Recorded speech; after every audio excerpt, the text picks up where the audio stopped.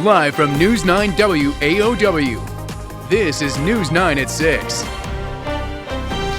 I'm tracking a big slug of freezing rain for later tonight into Saturday morning. Could make for some very tricky travel. Also hazards coming up later tomorrow too. Get the latest right here. And an area police department is showing off a new tool, how Pittsville is using portable rumble strips to help save lives. Plus, the messy conditions this weekend could make for dangers out on the ice. Tonight, the DNR weighs in. Right now, a Storm Track 9 weather alert from News 9 WAOW. Tonight, cities and towns across our area are getting ready for a very messy weekend. Thanks for joining us. I'm Melissa Langbed. And I'm Brad Hansen. A storm is brewing that's expected to bring some wicked conditions. And tonight, we've got you covered on preparing for the potentially dangerous situations out there. But first, we want to send it right over to Storm Track 9 meteorologist Tony Schumacher. And Tony, you've been tracking this mess all week. Yeah, it's been a busy one today as the advisories have changed in the past couple of hours. National Weather Service now has a winter storm warning in northwest Wisconsin, far northwest Wisconsin through Sunday morning. Ice storm warning for a good chunk of the News 9 area from Clark and Marathon and Langley counties and northward. That stretches into upper Michigan through tomorrow morning. And then a winter weather advisory if you're in Jackson, Wood Portage, Adams, Juneau, Shawano and Menominee counties. In those areas, the advisory, the ice is expected to be a little bit less. It's going to be slightly warmer in those vicinities. We could be dealing with about 1/10 to 3/10 of an inch of freezing rain around much of central Wisconsin, north central Wisconsin through tomorrow morning. 3/10 to 5/10 of an inch of sleet and freezing rain in the far north and stretching into upper Michigan.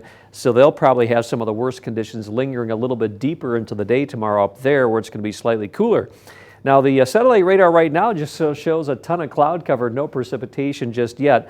But by midnight, some of that should be moving into western Wisconsin, spreading across our area, generally in that 2 to 4 o'clock in the morning time frame, mostly freezing rain, again some sleet to the north, and then gradually transitioning to rain by mid to late morning tomorrow as the warmer air comes in. That's a live view right now from the Sherrill Tire and Service camera. Temperatures tonight cooling to the upper 20s, and there could be fog developing tomorrow as well. Also tracking the threat of severe thunderstorms late in the day for some parts of Wisconsin. Get updates in a few minutes. All right, Tony, thank you very much. New tonight at 6, an area fire department is working to save lives with a new tool to deploy out on the roads. News 9 Sabrina Lee is in Wausau now with how that's going to help. Hi, Sabrina. Hi, Brad. Roads here seem to be pretty clear for now, but that could change drastically in just about 12 hours or so.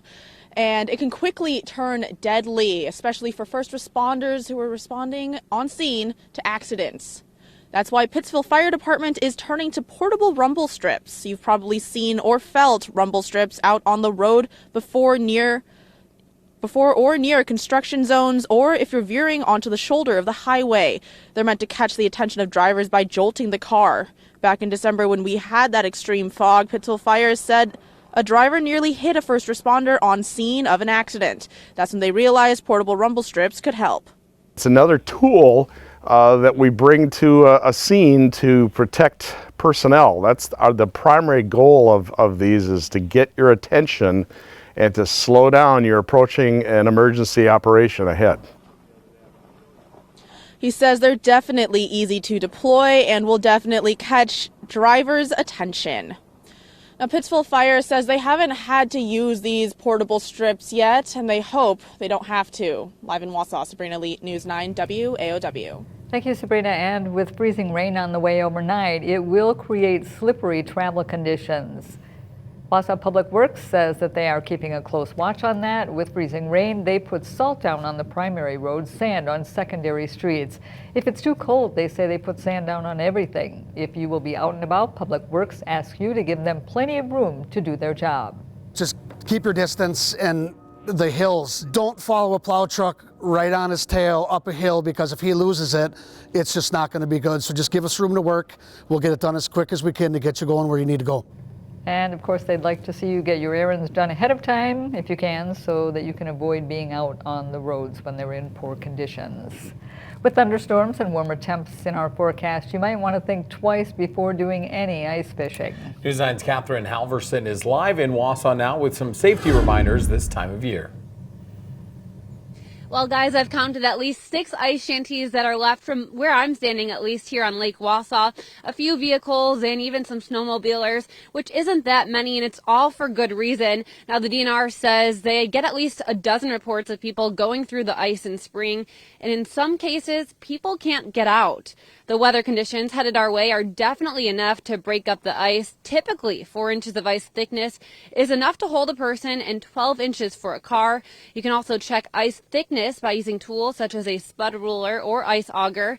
But officials warn just because it may be a certain thickness in one spot doesn't mean it's safe in another. Warning no there could ice be is currents safe ice. underneath or springs that people don't know about. Even if the fishing is really good, it's not worth risking your life over it.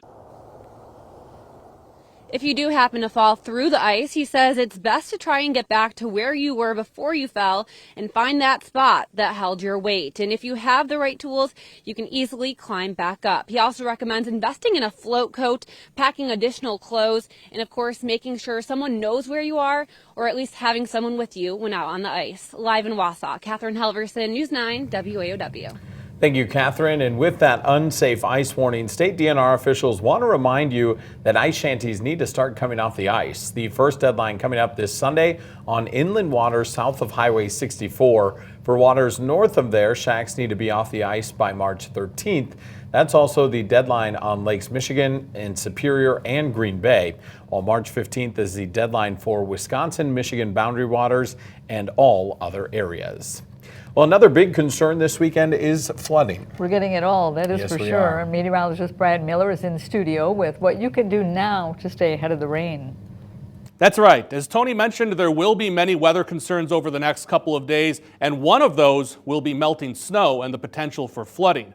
Now, our snowpack is average for this time of year. The current snow depth in Wausau is 9 inches, with more in the Northwoods. But with warmer temperatures and rain on the way, there is still the possibility for flooding. The biggest threats will be standing water where you don't want it. For example, by your house. If you can, clear any extra snow from around your house so that you don't have any leak into your basement. And don't forget about storm drains. The ground is still frozen, so any water won't soak into the ground, which makes storm drains even more important. If you live by one and see that it's covered in snow, give it a quick shovel to prevent standing water in the roads. And don't forget, once temperatures get colder later on Sunday, any standing water will refreeze, making for icy conditions. In studio, meteorologist Brad Miller, News 9 WAOW.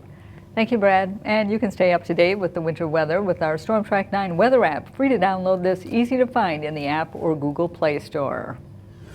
New tonight at 6, officials with the University of Wisconsin system are now checking on dorm buildings, and that's because there was a carbon monoxide leak that sent some students to the emergency room. Now let's get over to News 9's Brittany Slaughter in Stevens Point with the impact there. I'm here at UW Stevens Point, where school officials say they have no worries about carbon monoxide poisoning in their dorms. That's because UWSP spokesperson Nick Schultz says heat in the residence halls is steam generated, which does not produce carbon monoxide. Schultz said if students don't see carbon monoxide detectors, it's because they aren't needed. About 400 students were evacuated from the Milwaukee dorms and 17 were taken to the hospital earlier this week. Authorities say there were no carbon monoxide detectors at the time. The school says a faulty boiler was to blame for the leak. And UW officials told our Milwaukee affiliate that they have now added carbon monoxide detectors to their dorms. In Stevens Point, Brittany Slaughter, News 9 WAOW. Thanks, Brittany. Also in Stevens Point, members of March 4th to Earth Day gathering in protest of Enbridge's Line 5 pipeline in Michigan. The pipeline carries a mix of crude oil and natural gas from Canada to Superior in northern Wisconsin, cutting through Michigan. That state and the Canadian government now locked in a legal battle over whether to keep the pipeline up and running. Protesters today saying they want to shut it down. We want to move towards renewable energy and move away from more dangerous infrastructure like pipelines and things like that. So we just want to focus on green and solar and renewable energy. The group says they'll meet every Friday at noon through Earth Day on April 22nd. You can find more information on our website. That's WAOW.com.